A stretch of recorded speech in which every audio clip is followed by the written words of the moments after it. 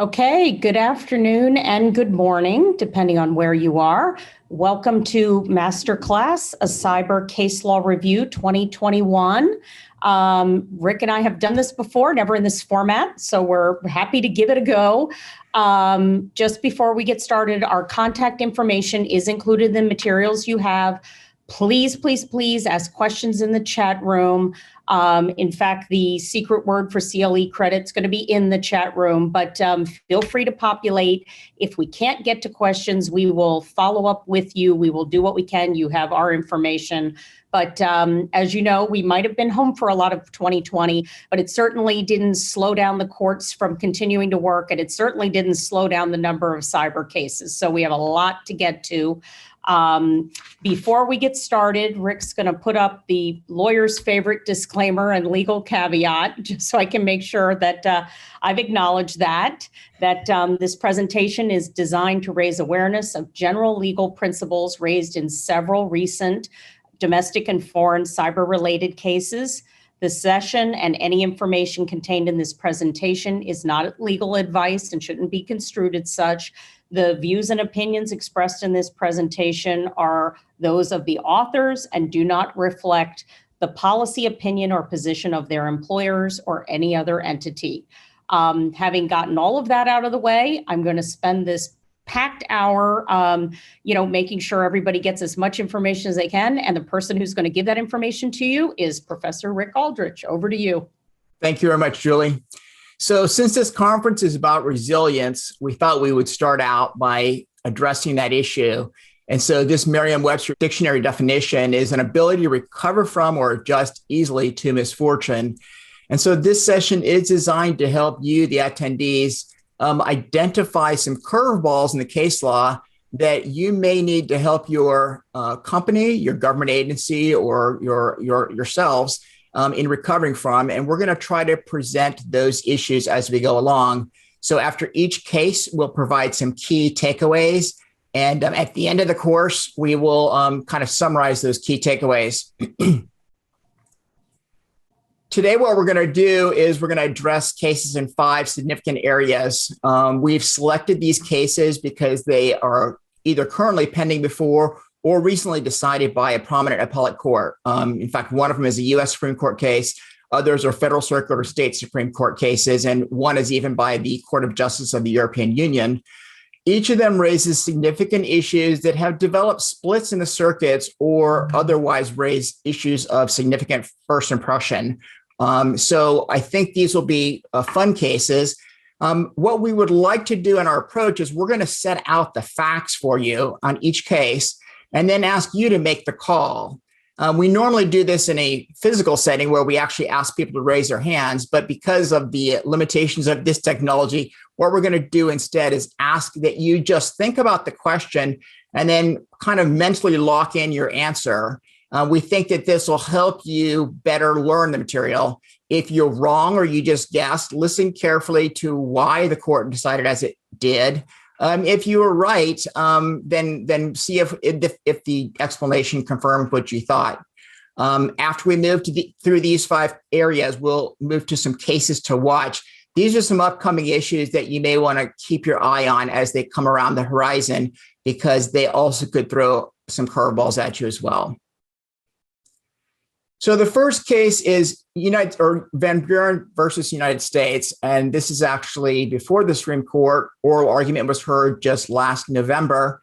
The facts of the case involve Van Buren, who was a police officer in the Cumming, Georgia Police Department. In this capacity, he was authorized to utilize the Georgia Crime Information Center, also known as GCIC. That was a particular database that he was authorized to use. It's an official government database maintained by the Georgia Bureau of Investigation and connected to the National Crime Information Center, or NCIC, which is, of course, maintained by the FBI. There was an individual in this community named Albo, which the sheriff advised his deputies and other police officers to kind of stay away from because he was a little bit of trouble. But for reasons not entirely clear, Van Buren decided to go up to Albo and say, hey, look, I could use a $15,000 loan. Can you help me out? Well, Albo, knowing that he had some run-ins with the law before, kind of felt like he was being shaken down. So he reported to the sheriff's office. The sheriff's office reported to the FBI, and they asked Albo to serve as an informant for an undercover sting operation. In his role as an informant, Albo asked Van Buren if he would run the license plates of a woman he met to see if she was an undercover police officer. And pursuant to his undercover role, he gave Van Buren some fake license plates. It turned out shortly after that, and after paying $5,000 initially with a promise of more, Van Buren actually did run the fake license plate number through the G-KIC system. So the question is, he was subsequently prosecuted and convicted of a computer crime under Section 1030A2, which prohibits the unauthorized access of information or exceeding authorized access under the Computer Fraud and Abuse Act. So the question is whether a person who is authorized to access information, since he was authorized to access information on a G-KIC, if it becomes illegal under federal law, if his purpose was improper. So how many of you think that Van Buren his conviction will be upheld? And how many of you think it will be overturned? So the 11th Circuit held, yes, they can prosecute Van Buren for this, and that he did violate the federal law by the improper purpose. They did this primarily because there was an existing 11th Circuit opinion on this issue, and under circuit case law, they're not allowed to overturn it unless it goes en banc. But their rationale seemed to be that this was a supportable position. Now, this is different from several circuits. I give some examples here of the 2nd and 9th who opposed this holding, but actually virtually every circuit has weighed in on this, and they're almost evenly split. The 2nd and the 9th kind of raised this issue of a parade of horribles. So what they're saying is that in most companies, there are rules or policies that people who use company resources are not permitted to use them for non-company purposes, or are not allowed to share their passwords or things like that. Some people say that if you started to really enforce those types of restrictions, what you would find is that a lot of people would fall subject to this federal criminal law. In fact, some companies even prohibit watching sports highlights or shopping or playing games, chatting with friends. These are all things that a lot of people in many companies and government agencies do with some regularity. And although the company may not like it, they also generally don't consider it to be a federal crime. So the question is, should the court recognize these improper purposes as rising to the level of a federal felony? In this particular case, when it was argued before the court, a lot was made of the discussion of the word "so," strangely enough. And that is because under the particular statute in question, the way it's worded, they basically say that when you exceed authorized access, that can be a crime if you use that access so to obtain information. And so that word "so," in some cases, people said, well, he's just using his authorized access. He's not violating any password protection or physical guard or anything like that to get into it. He's actually been authorized it. But the government was arguing that this "so to obtain" meant that he was obtaining it in a reason that was improper. Based on the discussion at the Supreme Court seemed rather uneasy with this approach because it seems to broaden the statute significantly. And in most cases, the underlying crime that the person committed could probably be charged in some other way other than 1030A2. So it seemed like the court was likely to narrow the scope of this, but it's unclear. And unfortunately, we were expecting a decision to come out prior to this hearing, this session today, but it still hasn't come out. It should come out any day between now and the end of June. So stay tuned. But in the meantime, because this is both a criminal statute and a civil statute, I would suggest firms that plan to rely on it for prosecuting insiders who have gone bad probably choose another way because it's not clear this will hold up. And at least in about half the circuits, it does not hold up already. The next case we're going to discuss is Mondelez International versus Zurich American Insurance Company. This is an interesting case because Mondelez is a very large snack company. They own Nabisco, Oreo, and other large brand names that you may be familiar with. At one point in 2017, they were hit by the NotPetya virus, and they suffered about $100 million in damages, bricking some 1,700 servers and 24,000 laptops. So this obviously did a lot of damage to their company. For them, they said, we're covered by insurance, and particularly their insurance company or insurance contract actually covered physical loss or damage to electronic data, programs, or software, including physical loss or damage caused by the malicious introduction of a machine code or instruction. So they thought, perfect, this is it. When they went to Zurich to file the claim, Zurich said, okay, you need to submit a significant amount of evidence to support this claim. And so Mondelez spent a significant amount of time collecting all the evidence of how much damage they suffered and how they suffered it, and with the cost of replacing, et cetera. During that time, the company, the insurance company, Zurich American, was running advertisements saying, boy, everyone should take this as a warning of how important insurance is, because if you'd only been covered by insurance for NotPetya, you would have been so much better off. But then when Mondelez actually filed their claim, they denied the coverage. And what what Zurich claimed was that NotPetya was a cyber attack that was originated by Russia, and that the United States and several other countries recognized that. In Google and some other tech companies also said they had tracked it back to Russia, and that it appeared that the attacks were primarily against Ukraine. Ukraine did suffer, I think, about 80% of the damage, even though the damage worldwide was on the order of $10 billion. Also, it was interesting because it was designed to mimic a criminal ransomware package that was then being circulated called Petya, which was also a virus that did damage, but for which, if you paid the ransom, you could get basically, your data back. This variant was changed so that even if you paid the ransom, you wouldn't get your data back. That's why it was changed to NotPetya. So the question is collateral damage from NotPetya excluded under an active war exclusion from insurance coverage? How many think it is? And how many think it is not? Unfortunately, we don't have a decision on this yet. The case has been pending for a long time, and we're getting no real indications of where this is going, although several other insurance companies have jumped onto this bandwagon. So the whole cyber insurance industry is in a little bit of an uproar about how this type of case should be handled.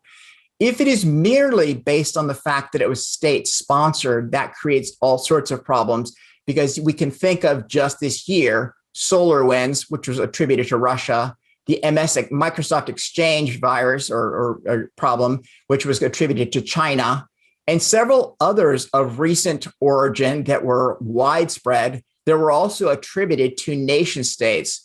So if it's the mere attribution to a nation state that triggers this active war exclusion, that would be a problem.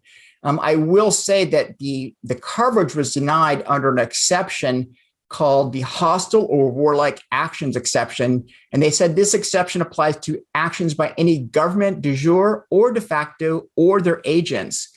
So even though Russia is frequently charged with collaborating with criminal organizations to disguise and make somewhat deniable their own acts of aggression, as long as it's perceived or can be proven that Russia was ultimately behind even criminal activity, then there might be this exception, the applicability of this exception. So it does create a lot of problems.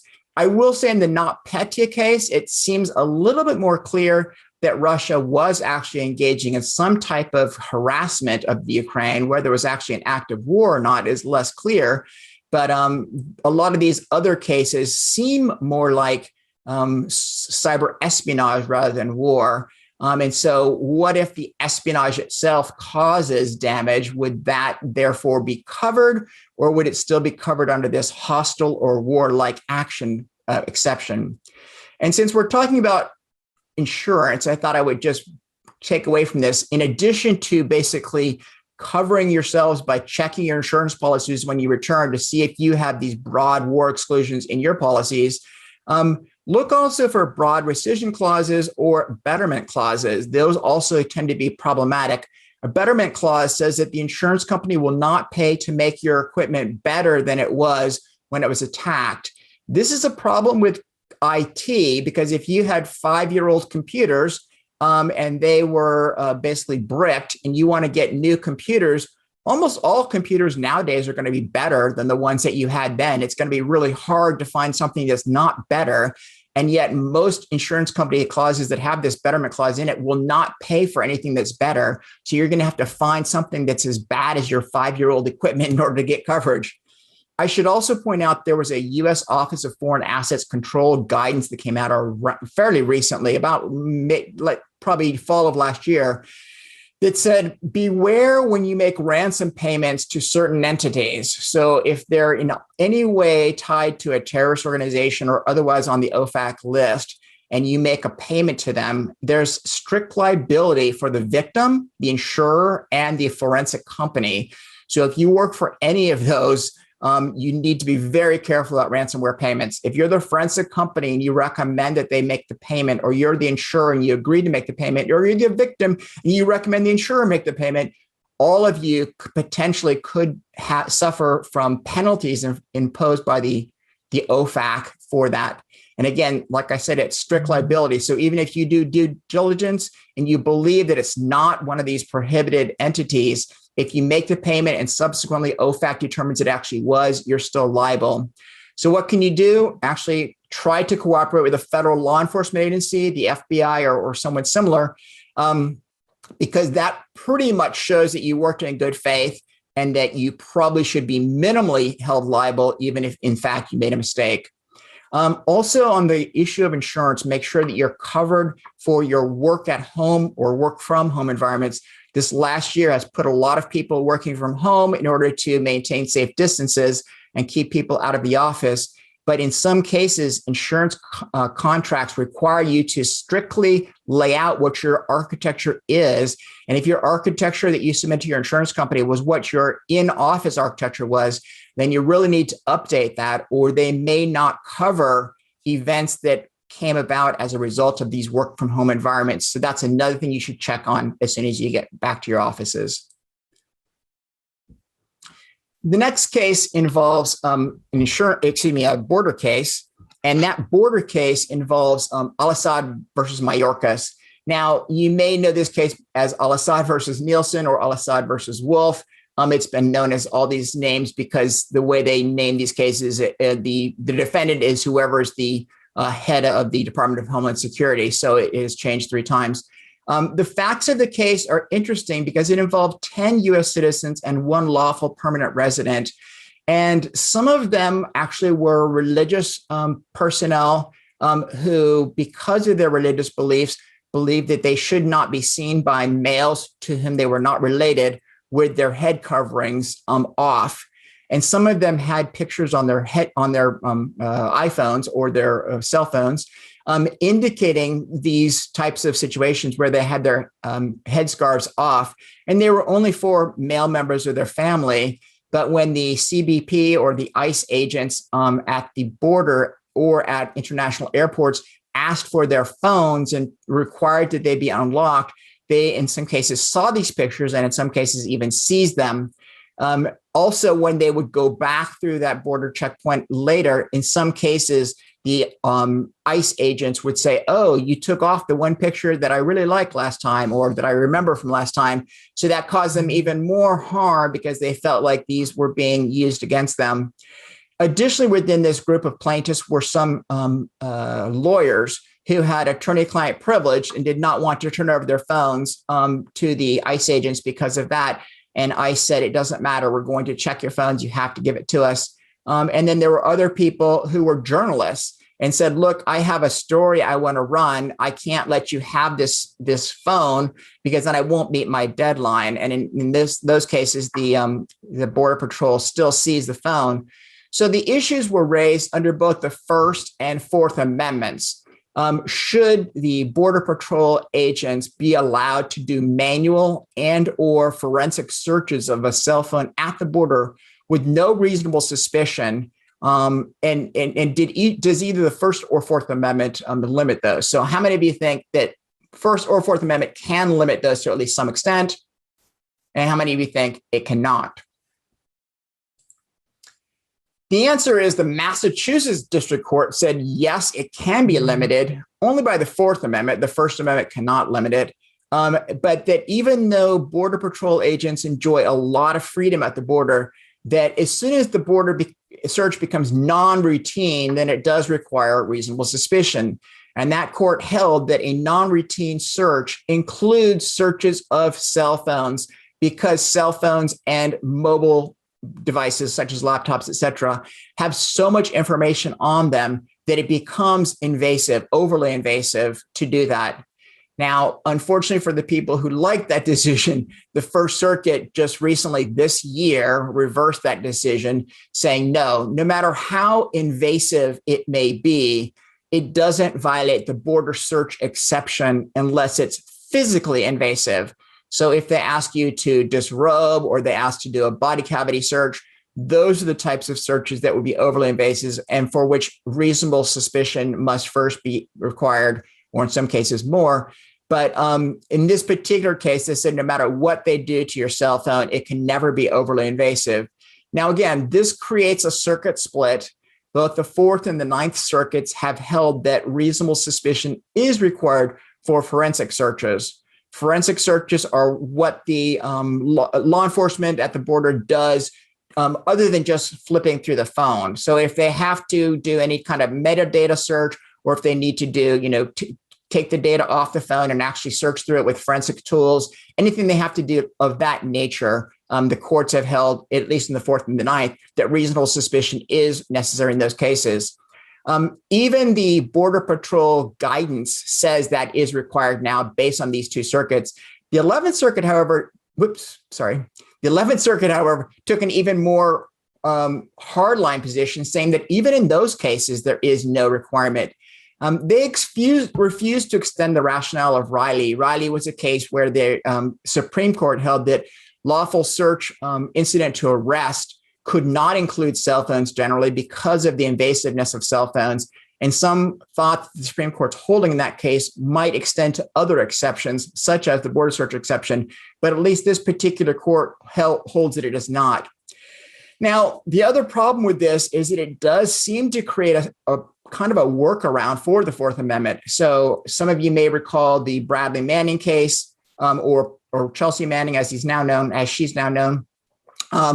When that individual was first being investigated, police wanted to interrogate one of his close associates, David House. They did not have probable cause to search David House's electronic media or his cell phone or anything else. So what they did instead, according to a New York Times article, is that they alerted all their Border Patrol agents and said the next time he ever crosses a border or ever takes an international flight, seize his IT so that it can be searched. So this would seem to suggest that there may be a workaround for law enforcement that may not have been envisioned by the courts, at least when they were holding what's allowed at the border. So the takeaway for this is if you have corporate IT that is moving across borders, be aware of these holdings. And in most cases, you would probably be best advised to only take kind of stripped down laptops across borders, keep everything in the cloud, have your employees just download it from the cloud when they get to their destination so that it does not get swept up in a search at the border and potentially get left on government computers over which your company may have no control. So, Rick, can I stop you for 1 second? Yes. We have a great question as to whether or not the Patriot Act might also apply. You have any thoughts on that? Yeah, the Patriot Act, the main thing there was that it lowered the sharing of information between law enforcement and intelligence when terrorism was involved. So, to the extent that there is law enforcement and intelligence sharing in that type of border search, it would allow, even if the search was done pursuant to a law enforcement purpose, or for law enforcement, it would allow them to share that data more easily. But otherwise, I don't see a clear holding on the border search exception. Thank you. The next case is unlocking smartphones. And this particular case is from Indiana. It's Seo versus State. And this was a ruling by the Indiana Supreme Court. The facts of the case involve Seo. She was allegedly raped and she reported to the local sheriff's office. She provided them some information indicating that her boyfriend at the time had basically ended up raping her and harassing her. But the police, after doing some investigation, determined that they did not believe this was actually true. They believed that she was actually trying to set this person up. So they arrested her and seized her iPhone 7. After they seized the phone, they asked her to, or directed her to unlock it. She refused. And so they got a court order ordering her to unlock it. She refused to still unlock it. And so she was held in contempt for refusing. Her claim was that making her unlock her phone was a violation of the Fifth Amendment. So how many of you think that requiring someone to unlock their phone is a violation of the Fifth Amendment and you cannot be held in contempt? And then how many think you should be able to be held in contempt, that the Fifth Amendment doesn't apply? The Indiana Supreme Court said, no, you can actually be held in contempt. Excuse me, you cannot be held in contempt. It is testimonial and not a foregone conclusion. So let's break that down a little bit. Basically, the Fifth Amendment only protects against testimonial statements. So what you say has to be something that's testimonial. So is unlocking a phone testimonial?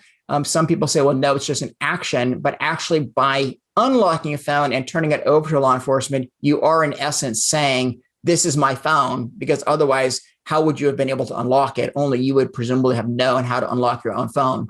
So it is testimonial and that it reveals that it is your phone. Now, in some cases, the courts have been all over the board. They said, okay, you can't make them disclose a password, but you could make them actually unlock the phone. So they're making a distinction here. And this is why I have the three different images. One image has a key in the phone. And so some attorneys have analogized encryption to being a lock and key. And if you analogize it that way, some judges will rule, then you can make people give it up, because courts do require people to surrender actual physical objects or allow the government to seize them. If you perceive it like the second image there, though, as a combination safe, the courts are equally aligned in generally saying that the courts cannot force you to say something from your mind. So you can't be required to tell what the combination is. And then the third image is the eye and the fingerprint, or even the facial ID. In those particular cases, generally, most courts are saying that you have no expectation of privacy in those. So the courts have held that law enforcement can seize your fingerprint or take a picture of your face or do other things to force you basically inadvertently to open your phone by them using that information to get your phone open. There is one court in the Ninth Circuit, not at the Ninth Circuit level, but a district court in the Ninth Circuit that has held the police cannot even do that because it circumvents the court's order that the password not be disclosed or that the phone not be ordered to be unlocked. These are tricky questions. The courts are all over the board, as indicated by this summary here.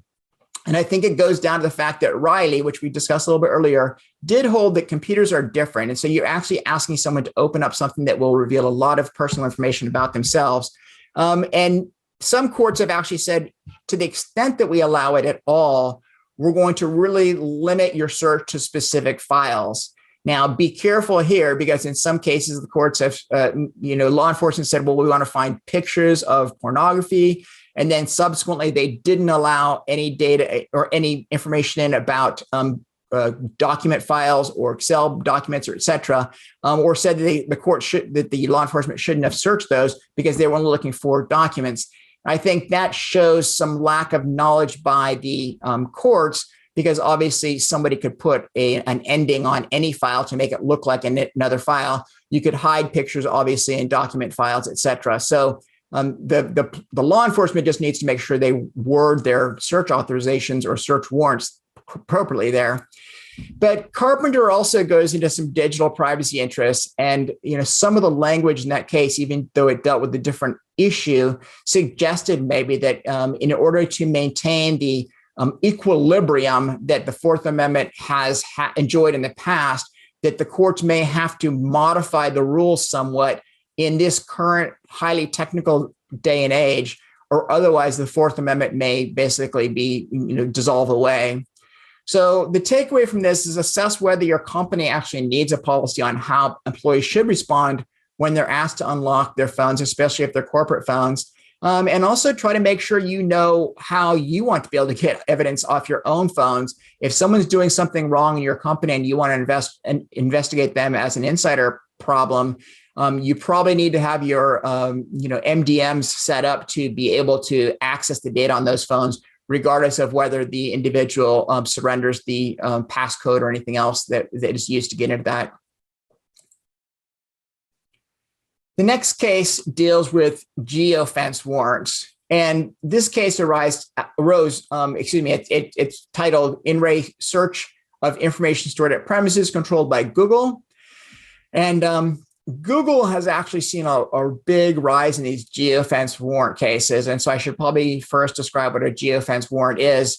It's a search warrant issued by a court to allow law enforcement to search a database to find all active mobile devices within a particular virtually defined perimeter, which encompasses an actual geographic area. Most geofence warrants seem to be served against Google because Google has a massive database of this information, which is known as Sensor Vault, and they hold the location data not only of people who use Android devices, but of anyone who uses any Google supplied apps, such as Google Maps, Google Photos, and et cetera. So, even if people are not using the Android device, there's a very, very good chance that they still may have their physical location data stored in Sensor Vault for some purpose at some time. So based on that, this case arose out of a suspected theft of some prescription medications.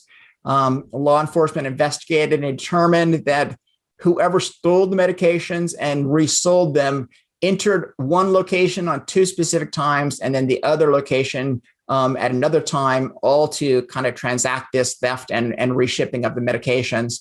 So what they did is they set up 3 geofence locations. What they asked the court to approve is a warrant that required first Google to identify all devices within those 3 geofences. Second, they would limit them down to ones that they thought were most interesting, and then require Google to provide them anonymized data about those users.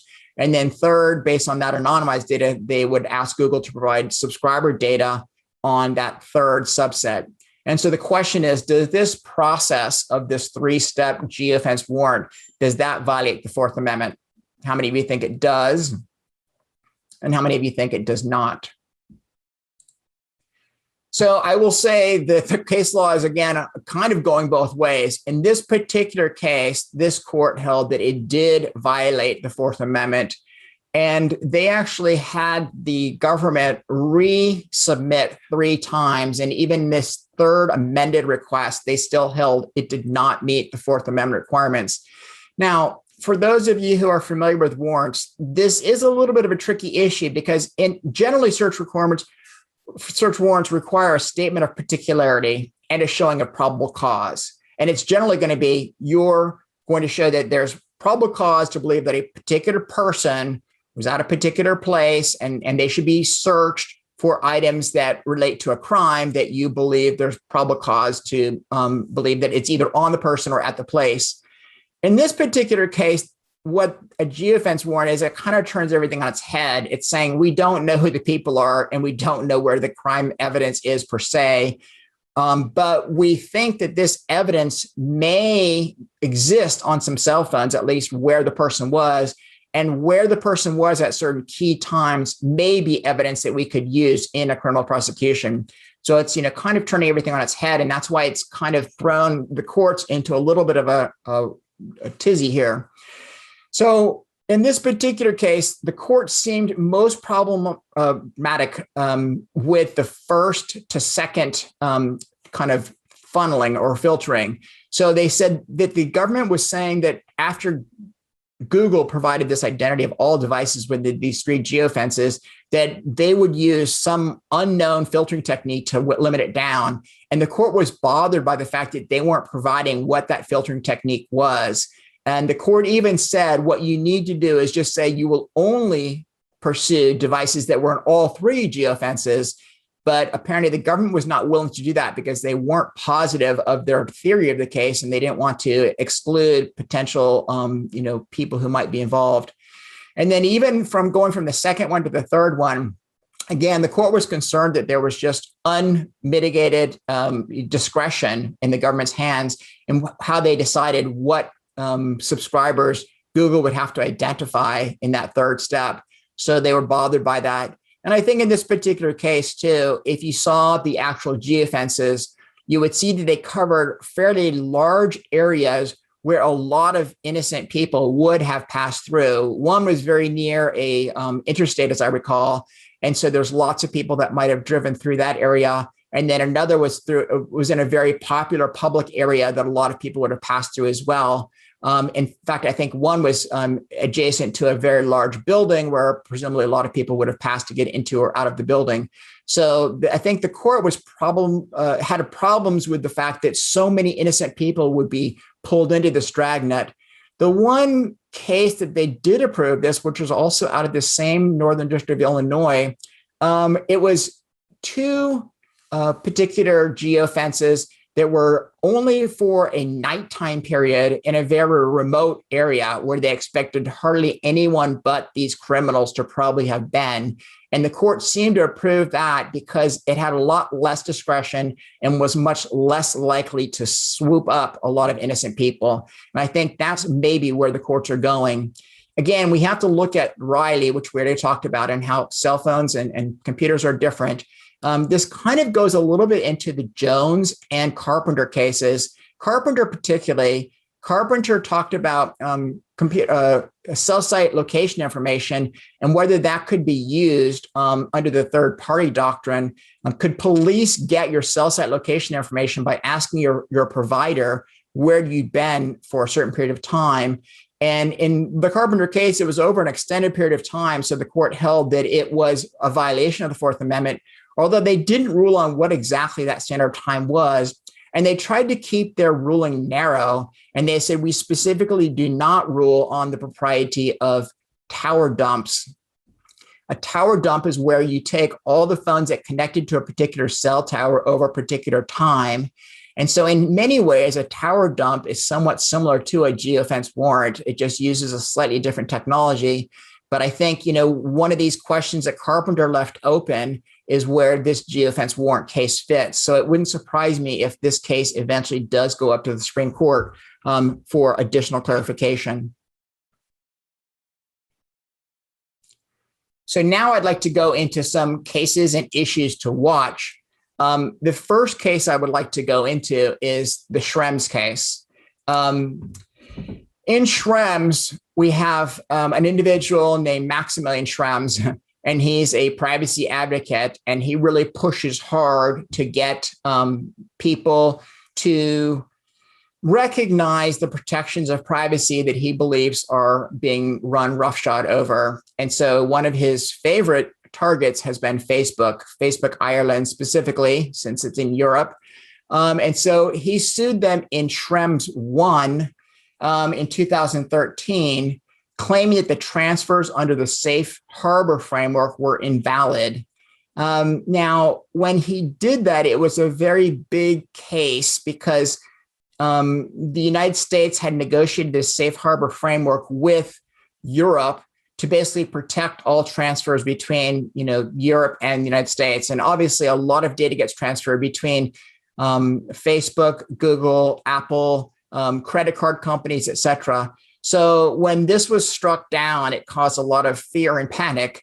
And so in shortly after that case was decided, a privacy shield framework was set up to replace it, which kind of held things back together.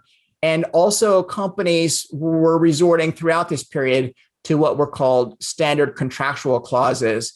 And what standard contractual clauses are is even if you're in a country that isn't otherwise recognized by the EU as providing comparable privacy protections, you can establish those protections through contractual clauses promising to treat the data that you collect and transfer out of Europe and into Europe in ways that are acceptable to the European Union under the GDPR, the General Data Protection Regulation.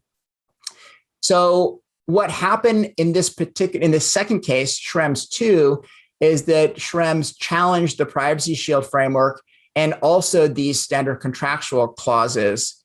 Now, this case arose out of some revelations made when he left his role supporting the NSA and revealed a lot of classified information. And some of the information that he revealed about how NSA did certain types of data collections caused a stir in Europe. And so what Schrems tried to claim is that the use of intelligence agencies to collect information against individuals, including potentially European individuals, was not protected by any way that a European individual could challenge it. And therefore, the Privacy Shield framework and potentially standard contractual clauses should be struck down.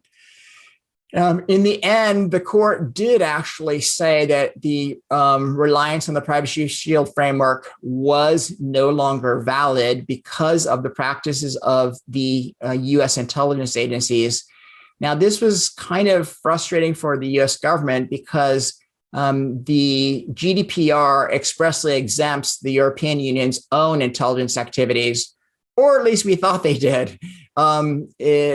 Just last fall, after this decision came out and the United States complained that there was a dual standard here, that U.S. was being treated differently for its intelligence activities than the EU was itself, the Court of Justice of the European Union actually said that the EU's intelligence agencies could no longer claim their exemption if they involved third parties, such as providers, internet providers and others, to collect data for them, that they could only claim the exemption for things that they did entirely themselves, not if they involved any third parties. And this has caused a big stir in Europe. And so now they are trying to renegotiate an e-privacy provision. And they've kind of been stuck because France and some other countries are saying that they will not sign on to that new updated e-privacy provision unless the Court of Justice of the European Union expressly is forbidden to take into account the EU's intelligence activities. So that only sets up an even stronger argument for the United States, however, because now it shows that the United States is being held to a higher standard potentially than the EU. Now, what the Court of Justice of the European Union is trying to claim is that, well, we are also taking into account that the European Court of Human Rights also, does control some EU intelligence activities. But the United States actually, during this case, tried to interpose that, saying, look, hold us to the less stringent European Court of Human Rights standard, and we'll be satisfied with that. But the Court of Justice of the European Union refused to do that. And they did so probably because they wanted to uphold a higher standard.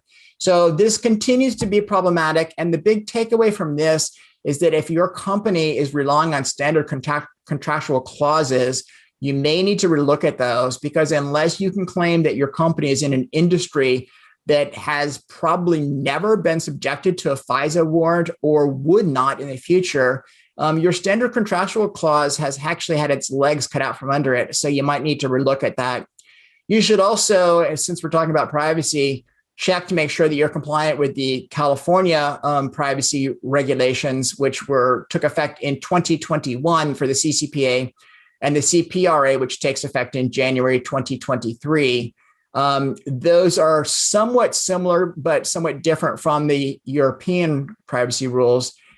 New York has also proposed a Data Accountability and Transparency Act, And just recently, the Virginia state has actually passed a data privacy act as well. Virginia's act kicks in also in January of 2023. So there's a lot of European privacy protections and now stateside, within the United States, privacy protections that any company should be ensuring that they are compliant with. I should point out too, and I put this in the notes here, if you work for the government, this decision, Schrems, may also adversely impact sharing between the Five Eyes intelligence communities. So these are the 5 English-speaking countries, the United Kingdom, United States, Canada, Australia, and New Zealand. Currently, they share a lot of intelligence, but it may put them in an awkward position. For instance, Canada currently, and Australia for that matter, currently enjoy a recognition by the EU that they comply with the GDPR. But if they start sharing intelligence information with the NSA and with other US intelligence agencies, the Court of Justice of the European Union may find that suspect and may actually undermine their recognition as being compliant. So it may actually adversely impact that as well. The next case is the Biometric Information Privacy Act. Although this is only an Illinois act, it has caused a little cottage industry of lawsuits around the country because anytime you deal with any Illinois citizens' information, if you're collecting their biometric information, you may be pulled in under this law. Recently, I said in this particular note that Facebook settled the case for $550 million. That was the case until this year. It turns out a judge would not accept that. He said it was too low. And so in March of this year, Facebook ended up paying $650 million, about an extra $100 million to settle that case. They did that because the way the law is written, you automatically owe $1,000 for every improper collection or use of biometric information for any citizen. And since Facebook had so many Illinois citizens who were part of Facebook and they did so many uses, they actually determined that $650 million was the cheapest way out. And they also had to agree to change some of their practices. So some of those automatic recognition of pictures that you used to maybe see in Facebook, Facebook no longer does that. You actually have to opt in explicitly to get that feature now. So those are some other things. So again, the takeaway here is if your company in any way collects biometric information from your employees or your customers or anyone else, make sure that if Illinois citizens can be involved in any way, that you're compliant with BIPA, or else you may be in for a big surprise. The next case involves the notice of FISA requirements. And this particular case is United States versus Molen. It's not too much of a record-breaking case here because in the end, the court held that the case was moot. It was a suit by Molen who had basically been convicted for a crime, some of which the evidence of which was collected under FISA. And it turned out, although the government did alert him that some of the content they collected was collected under FISA, what they had failed to tell him is that they had done a lot of metadata collection, which led them to him and which actually was what enabled them to do the eventual FISA warrant to get the content data. And the court held that FISA does require generally a notice requirement when the court is intending to allow FISA data or FISA-derived data in. There hadn't been any court that previously ruled this, so it's an interesting case to look at. We'll have to see whether other courts buy into this, but it was pushed out by the Ninth Circuit, which is a fairly significant circuit, obviously, and fairly influential. So basically, the takeaway is to the extent your company is involved in responding to FISA warrants, just review the implications of that. And it may have some play, maybe not more so in the government, making sure that the government prosecutors are aware of this as well. And then the next case is the Cloud Act searches case. So as many of you may be aware, Microsoft and virtually every company stores a lot of data in the cloud. Microsoft particularly came to the attention of the federal government when the federal government believed that one of its customers was involved in some crime, and the government issued a subpoena, basically, to get the data, telling Microsoft, get the data on this individual for us. Microsoft responded by saying, they issued a search warrant under the particular clause. Microsoft responded by saying, we can't get that data under this warrant because the data is in Ireland. You need to use your mutual legal assistance treaty to go get the data from the Irish authorities. When the government got that response, they were not satisfied, and they said, no, you can actually pull the data through your servers, and we are serving the warrant on you here in the United States, and we expect you to get the data for us. So Microsoft contested it. But in order to actually bring this to a head, Microsoft had to deny and actually put themselves in jeopardy to make it a case in controversy. So they did. They refused to provide the data, which sent you to the Second Circuit. And the Second Circuit ruled that the government could not enforce a warrant against Microsoft because the data was in Ireland and warrants are not effective in foreign countries. This was kind of problematic because it was very tied to specifically how Microsoft did business. So when Microsoft has Europeans who apply for, a Microsoft Hotmail account or other Microsoft accounts, if they apply from within the European Union, they're generally routed to a European Union cloud provider of Microsoft's. And the data is kept in the European Union to facilitate compliance with the GDPR and other things. So it was fairly straightforward the way they did it, even though they did have access to the data from within the United States. Google tried to interpose the same defense, but the way Google does it technologically is Google shards the data.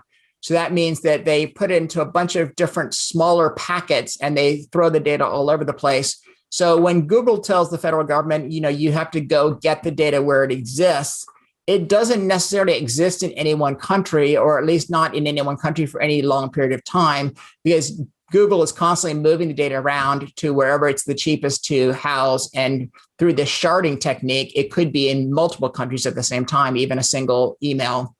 So when Google was making the same argument, it became, well, how do we deal with this issue? Because a lot is dependent on the technology that the provider implements. Because in Google's case, they're really the only one that can pull the data back. In Microsoft's case, the data could be obtained from Irish authorities. So that case went to the Supreme Court, and the Supreme Court ultimately was able to punt, because at the same time, Congress realized they weren't sure they wanted the Supreme Court to decide that case. So they passed this act, the Cloud Act, which basically says that distinctions will be made for cloud data. And it allowed for foreign providers to get access to US data in the cloud, and US providers to get access to data in the cloud outside the United States. So right now, the only country that I'm aware of that has fully complied with the Cloud Act requirements under this provision is the United Kingdom. And because they have, taken the necessary steps under this law, the UK law enforcement can now serve production orders directly on US providers. They don't have to go through the Mutual Legal Assistance Act or anything like that, or treaty rather. And so what this does is it creates some interesting situations, because now if US providers do something similar, will there be Schrems 2 implications? Because the US provider will be serving process directly on a UK provider. So it raises some interesting issues. What I would say the takeaway is, if your company stores data in a commercial cloud, make sure you understand what the implications are. Most government agencies, US government agencies, require their cloud data be stored in the United States so that they maintain data sovereignty. I think there are some other companies that like to do the same. Oftentimes, it may be more expensive to store your data only in the United States, because the cloud provider has to take additional precautions and obviously handle your data differently.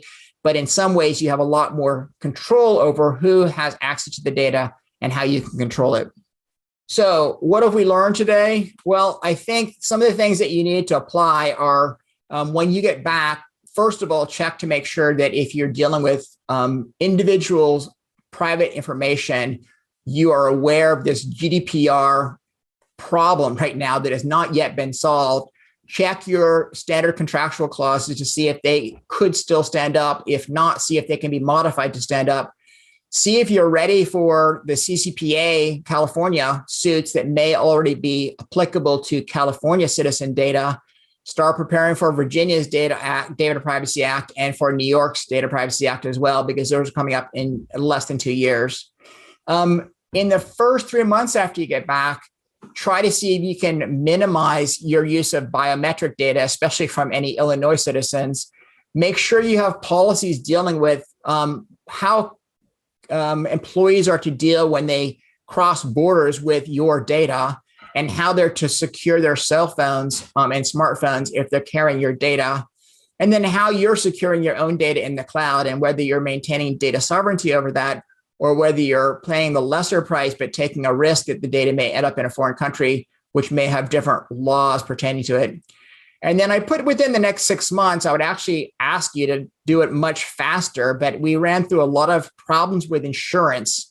And the only reason I put 6 months is oftentimes insurance policies only expire after a certain period of time. So you may need to do some reviewing of this. But before your insurance company or your insurance is renewed, make sure you're aware of what those war-like provisions are. Make sure you're aware of the betterment clauses. Make sure you're aware of the ransomware policies, et cetera, because there are a lot of really big issues in cyber insurance now. And I know a lot of companies like to use that as their backup, last protection, but it may not provide you much protection based on a lot of the ways these cases are going. So just make sure you're aware of that and you only pay appropriately for what you're getting. That pretty much wraps it up for us. Julie, did you have any questions in the chat? I sure do. You are, as usual, spot on time. I know we love to have the interaction and look forward to that next year. But a question came in with respect to the geofencing searches about what about false positives? Okay. That is a problem because obviously there can be a lot of people who are caught in these geofences.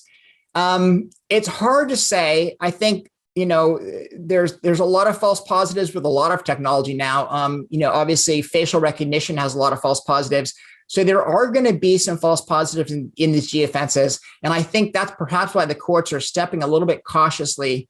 I think it's less likely if the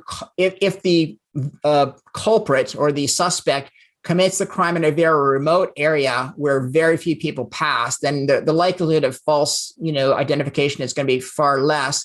But, in some of these city-focused geofences, there's tons of people that pass through there. And for the police to say there's probable cause to believe that just because you happen to pass through a couple, artificially set up geofences, that you are a prime suspect because you happen to be carrying your phone at the same time is problematic. And I think that, courts are going to start holding law enforcement to a higher standard. It's already a probable cause standard, but they're going to be starting to, show me the probable cause here because I'm not seeing it in this very unique type of situation. That's great. Thank you. I know we are right at time, but I really want to thank you. I'm certainly going to go start looking at biodata in Illinois and reading my insurance policy. And I'm sure many of you are as well, certainly as remote work will continue in whatever the next normal is, and certainly to some extent. But thank you again. We very much look forward to seeing all of you, hopefully in person next year. But this has been terrific. Thanks so much, Professor Aldrich. Sure. And just a couple closing comments. I think we have maybe a minute or so. The courts are really looking about this Fourth Amendment equilibrium. And I see a lot of the cases are going in this way where the courts are saying, if we allow the technology to define it as we always have, do we basically undermine the expected rights that people have had for so long? And so I think this is going to be an increasing tension as we deal with these cases. And Riley, Jones, and Carpenter are three very good examples. But I think some of the cases that we raised today create more examples of how the courts are eventually going to have to grapple with this. And it's going to be exciting times ahead. Thanks, Julie. Thank you. And thanks, everybody, for participating.